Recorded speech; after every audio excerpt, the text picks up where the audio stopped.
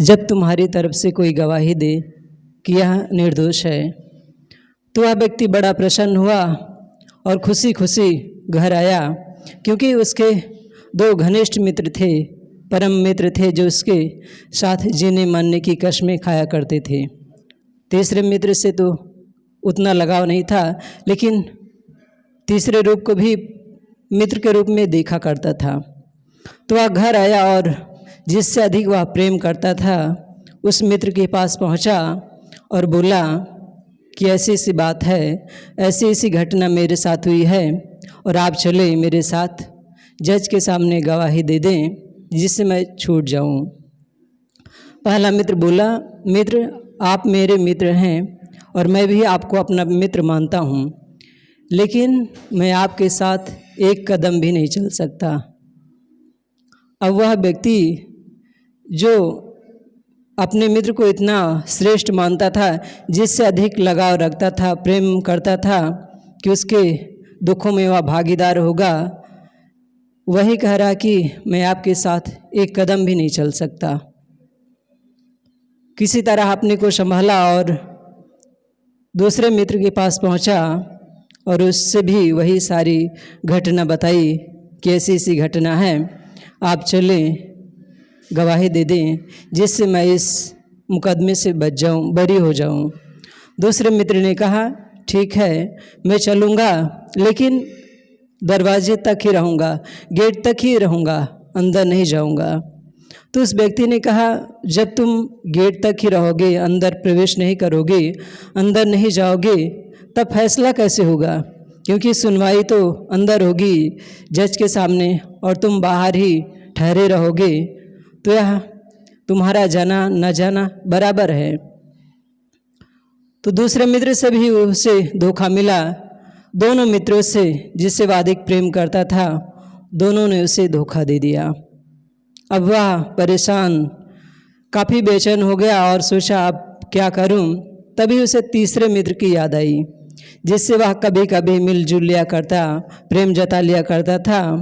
तो सोचा चलो उससे ही मिलकर अपनी इस समस्या का समाधान पूछते हैं, शायद वह मेरी कुछ सहायता कर दे। वह तीसरे मित्र के पास पहुंचा, सारी घटना बताई। उस मित्र ने कहा, ठीक है मैं आपके साथ चलता हूं। और तीसरा मित्र गया, जज के सामने गवाही दी और वह व्यक्ति मुकदमे से बरी हो गया, छूट गया। बंधुओं, यह एक कहानी है। कहानियाँ सारी रूपक होती हैं, काल्पनिक होती हैं, लेकिन जो कहानियों का सार होता है, जो भेद होता है, वह कुछ और ही कहती हैं। तो यह कहानी इंगित करती है हमारी ओर। हम देखें या कहें संसार के लोगों को देखें तो उनका आज परम मित्र कौन है? परम मित्र है धन। धन के लिए लोग कैसी कैसी घटनाएं करते हैं, कैसे कैसे षड्यंत्र रचते हैं। और यहाँ तक देखें, जिन माता पिता ने, गुरुजनों ने या कहें अपनों ने पाल पोस कर योग्य बनाया, हमारे हर कामों में हमें आगे रखा, हमारा सहयोग किया, धन के लोभ में पड़कर हम उन्हें धोखा देते हैं, उनके साथ छल छद्म करते हैं। तो इस कहानी का जो पहला मित्र है वह धन ही है। जब व्यक्ति इस दुनिया से विदा होता है तो क्या हमारे साथ धन चलता है? नहीं चलता। धन बैंक में है तो वहाँ रह जाएगा, घर की तिजोरी में रखा तो वहीं रह जाएगा, वह हमारे साथ नहीं चल सकता। लेकिन फिर भी आज का मनुष्य धन के ही पीछे पागल हुआ है। बंधुओं, इसका मतलब यह नहीं कि हम धन ना कमाएं, धन हम कमाएं, लेकिन उसके साथ साथ हम अपने को भी देखें कि अंततः एक दिन मुझे इस दुनिया से अकेले जाना है, और जब मैं इस दुनिया से जाऊंगा तो मेरे उस घर की कमाई मेरी क्या होगी? इस पर हम आत्मचिंतन करें, आत्ममंथन करें, तब हमें सार मिलेगा। दूसरे मित्र हैं परिवार के लोग। व्यक्ति जब इस दुनिया से जाता है तो शमशान घाट तक परिवार के लोग, सदस्य लोग जाते हैं। इसके आगे वे नहीं जा सकते, जाने का साधन भी नहीं है। इसके आगे कौन जाता है? वही तीसरा मित्र। तीसरा मित्र है धर्म। हमने जो इस दुनिया में अच्छे बुरे कर्म किए हैं उन्हीं का संस्कार हम लेकर इस दुनिया से जाते हैं। अगर हमारे कर्म अच्छे हैं, पवित्र हैं, उज्जवल हैं, तो हम जहाँ भी जाएंगे हम प्रसन्नता का जीवन जिएंगे। हमारा अगर अगला जन्म भी होगा तो ऐसी जगह होगा जहाँ हम प्रसन्नता महसूस करेंगे, आनंद महसूस करेंगे। लेकिन कर्म दूषित हैं, अपवित्र हैं, गंदे हैं, बुरे हैं, तो हम कहीं भी जाएं हम दुख ही उठाएंगे। तो जो तीसरा मित्र है ये है धर्म, और धर्म की कमाई होती है जब हम सत्संग में आते हैं, संत गुरुजनों के सानिध्य में आते हैं, तभी हमें धर्म की कमाई होती है। अर्थात हम स्वयं को जानते हैं कि मैं कौन हूँ। जब तक व्यक्ति अपने को नहीं जानेगा तब तक वह असली सुख को, असली शांति को वह कभी भी नहीं पा सकता। अगर हम मानते हैं कि कोई ईश्वर बाहर है, परमात्मा मौजूद है, तो उस परमात्मा तक पहुंचने के लिए पहले खुद को पवित्र करना होगा, उज्जवल करना होगा, अपने कर्मों को संवारना होगा, तभी हम उस परमात्मा तक पहुंच पाएंगे। और इस मुकदमे में फंसा कौन है? यही महत्वपूर्ण प्रश्न है। इस मुकदमे में फंसा है यह जीव। यह जीव जन्म मरण के मुकदमे में अनादिकाल से, जन्मों जन्मों से पड़ा हुआ है, क्योंकि इसका जो व्यवहार है या कहें इसका जो मार्ग है वह बाहर की ओर है। यह जीव हमेशा से बाहर की यात्रा किया है, दुनिया के चटक मटक में, राग रंग में भूला हुआ है, और इसलिए इसका जन्म मरण का जो चक्र है, जो मुकदमा है, निरंतर चलता आ रहा है। और देखें तो ऐसा लग रहा कि आगे भी चलता रहेगा। तो अगर इस जीव को इस मुकदमे से, जन्म मरण के मुकदमे से छूटना है, तो वह सबसे पहले संतों से जुड़े। और जब संतों से व्यक्ति जुड़ता है और जब हम खुद को जानते हैं कि मैं कौन हूँ, तभी हम बंधनों को काटने का प्रयत्न करते हैं। क्योंकि जब तक हम अपने को नहीं जानेंगे तब तक हम फिर बंधनों को भी नहीं पहचान पाएंगे। और देखें तो पूरा संसार यही गलती कर रहा है, अपने से अलग परमात्मा खोज रहा है। संसार के लोग अपने को छोड़कर अपने से अलग ईश्वर को ढूंढ रहे हैं। वस्तुतः पहले अपने को देखना चाहिए था, अपने अंदर झांकना चाहिए था कि जिस ईश्वर, जिस परमात्मा, जिस शांति को मैं खोज रहा हूँ, क्या वह मेरे अंदर है? वह सुख शांति को पाने वाला कौन है? कौन चाहता है कि मेरे जीवन में सुख हो? यह जीव ही तो कल्पना करता है। हमारे अंदर जो जीव मौजूद है यही तो सुख पाना चाहता है, शांति पाना चाहता है, यही तो इस भवसागर से पार जाना चाहता है। जीव के अलावा क्या शरीर चाहता है कि मैं इस भवसागर से जाऊं? नहीं, क्योंकि इस शरीर तो वस्तुतः जड़ है। इस परमात्मा, इस जीव के नाते ही यह महान है, शोभायमान है। जिस दिन इस शरीर से यह जीव निकलता है, यह शरीर जो सुंदर दिखता है, रमणी दिखता है, जीव के निकलते ही भद्दा, कुरूप, बदबू देने लगता है। क्योंकि इसकी शोभा तभी तक थी, इसकी सौंदर्यता तभी तक थी जब तक इसके अंदर परमात्मा मौजूद था, जीव मौजूद था। लेकिन जैसे ही यह जीव इस शरीर से अलग हुआ, जैसे यह शरीर जड़ था, मिट्टी था, वैसे हमें दिखने लगता है। लेकिन हमारे अंदर इतनी अज्ञानता छा गई है, इतने मनोविकारों का पर्दा चढ़ गया है कि हम शरीर से ऊपर उठ ही नहीं पाते।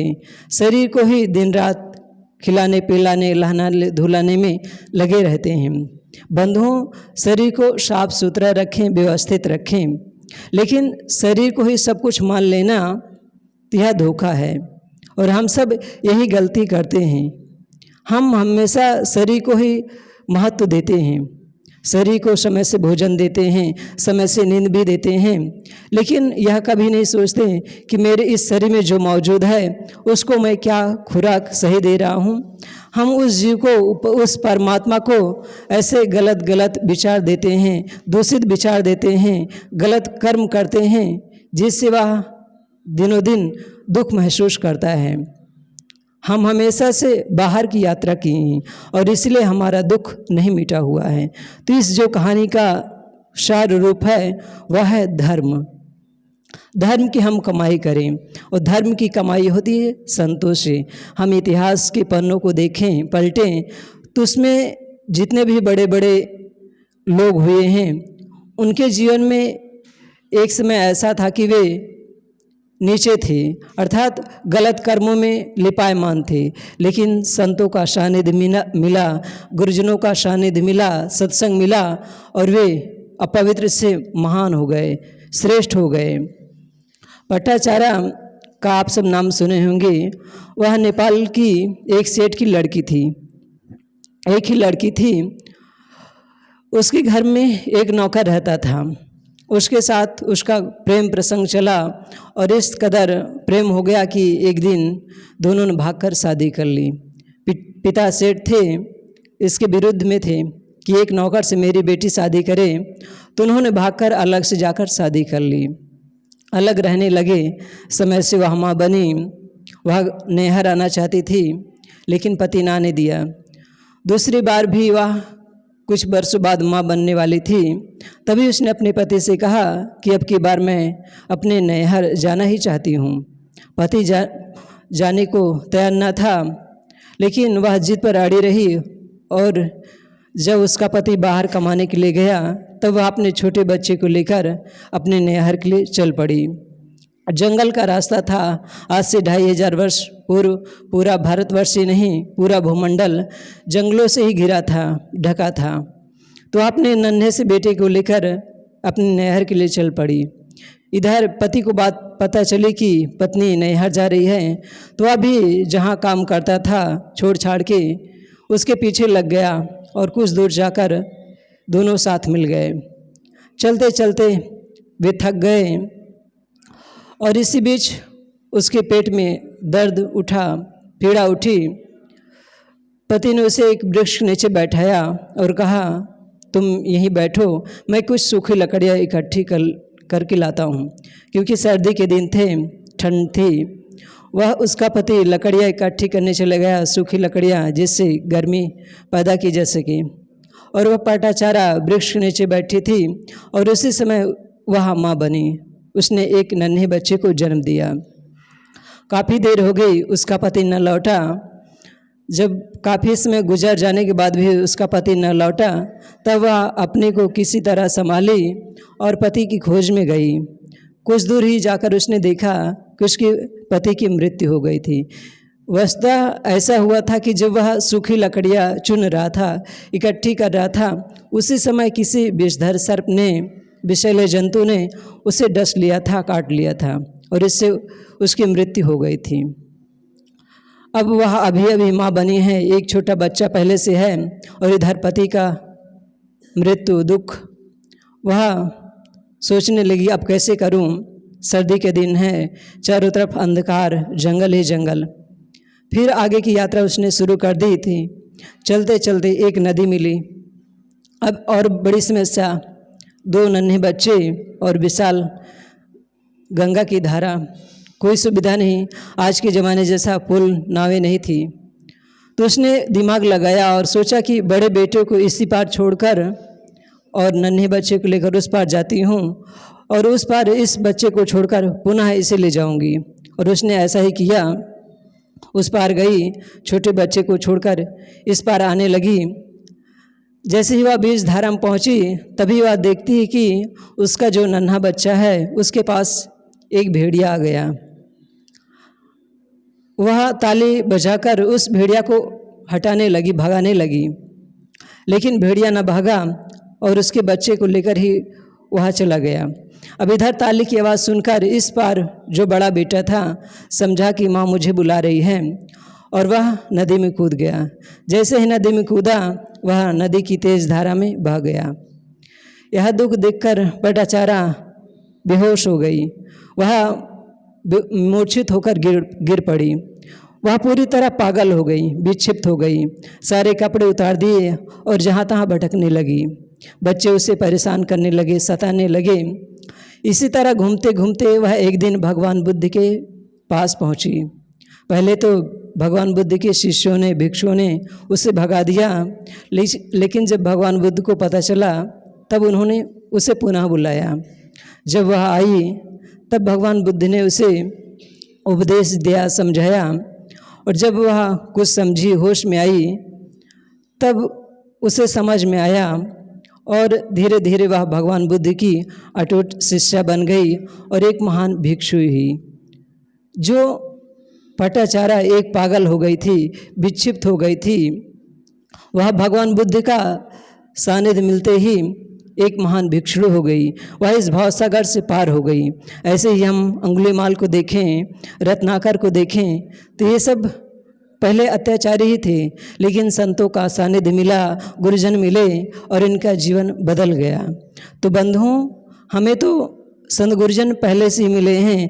हमें हमारे गुरुजन या कहें घर में ऐसे लोग मिले जो पहले से ही संतों से जुड़े हैं, मार्गदर्शक मिले हैं। हम उनका अनुसरण करें और दिन रात हम वैसे कर्मों को करें जिससे हमारे मन में शांति आए। हम हमेशा उन कर्मों को अपनाएं अपने जीवन में जिससे हम आनंदित तो हो ही, हमारा जीवन पवित्र तो हो ही, साथ ही साथ हमारे व्यवहार से हमारे परिवार के लोग, हमारा समाज, हम जहाँ रहते हैं वहाँ लोग हमारी उपस्थिति को देखकर आनंद महसूस कर सकें। अगर हम ऐसा करते हैं तो हमारा मानव जीवन सार्थक है। तो मैंने अपनी बात शुरू की थी उस काल्पनिक कहानी से कि उस व्यक्ति का जो खास परम मित्र थे दो, उन्होंने उसे धोखा दे दिया।